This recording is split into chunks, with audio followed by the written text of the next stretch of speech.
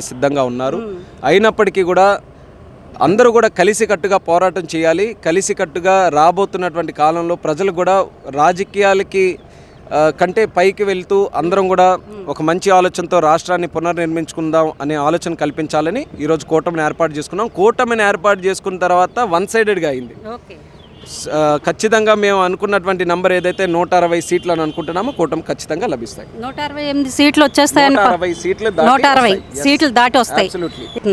ఈరోజు కూటమిని ప్రజలు మీరు స్పందన చూస్తున్నారు. ప్రతి ఒక్కరు కూడా ఏ రకంగా ఆశీర్వదిస్తున్నారు. అలాగే ఈ కూటమి కూడా ఏదైతే ఉందో రాజకీయాల తాలూకు పొత్తులు కాదు, ఇది ప్రజల తాలూకు పొత్తుగా మేము గమనిస్తున్నాం.